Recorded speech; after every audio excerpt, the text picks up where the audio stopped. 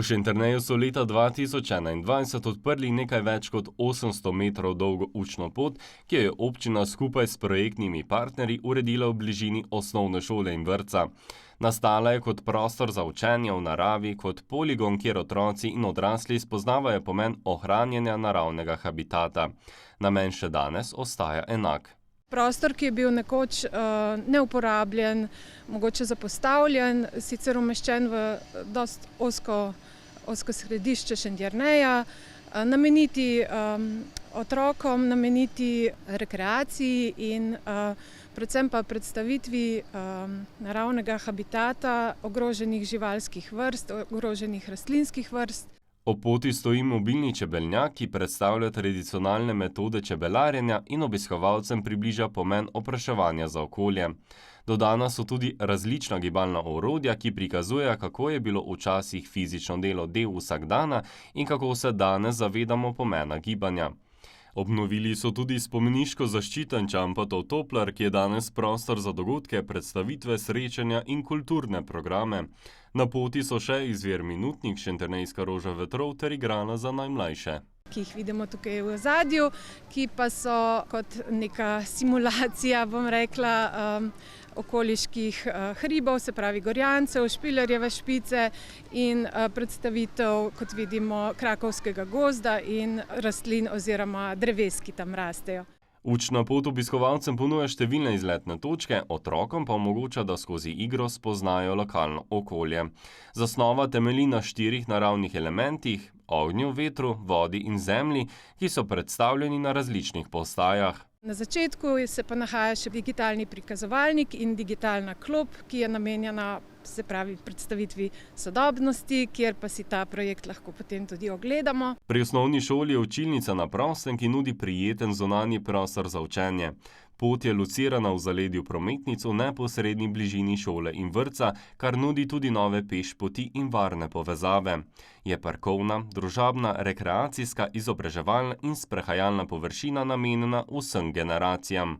Tukaj se redno, dnevno sprehajajo mladi, se pravi otroci, ki prihajajo v osnovno šolo, otroci, ki jih starši pripeljejo v vrtec, pa tudi v popoldanskem času za rekreacijo.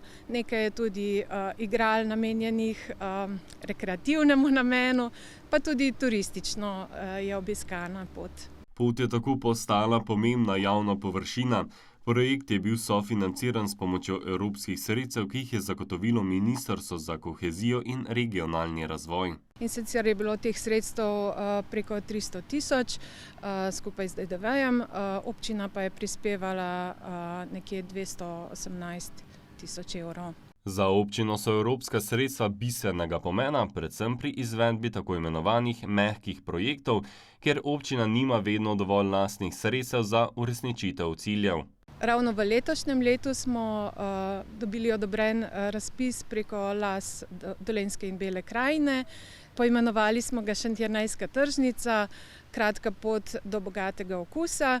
Projekt bo potekal vse do leta 2027. V tem času bodo izvedli 12-mesečnih sobotnih tržnic, namenjenih neposredni prodaji pridelkov in izdelkov šentjernejskih kmetij. Tržnice spodbujajo dopolnilne dejavnosti, krepijo podjetniško aktivnost kmetov, ohranjajo vitalnost podeželja ter občanom ponujajo redne in tematsko obogatene dogodke. Prva tržnica bo decembra letos. Ponudniki kmetijskih izdelkov oziroma pridelkov bodo lahko predstavili svojo ponudbo. Poleg tega bomo pa še pripravili nekatera izobraževanja za spodbujanje, da se več mladih odloči za kmetijske poklice in tudi, da promoviramo lokalno hrano. Poleg tega sta ključna cilja pridobitev ustrezne opreme in polna zasedenost stojnic. Projekt je vreden nekaj več kot 108 tisoč evrov.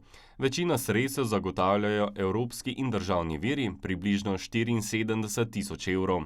Občina prispeva okoli 32 tisoč evrov, od tega je bilo skoraj 23 tisoč povrnjenih. Občinski predstavniki pričakujejo še en uspešen projekt in ob tem poudarjajo, da je Šentjernejska učna pot po 3 letih od otvoritve upravičila svoj namen.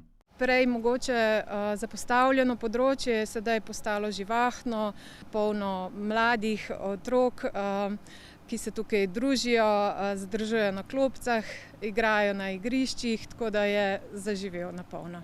Sodelovanje občine in ministrstva tako ostaja usmerjeno v podporo projektom, ki prispevajo k urejenemu in dostopnemu prostoru za vse občane.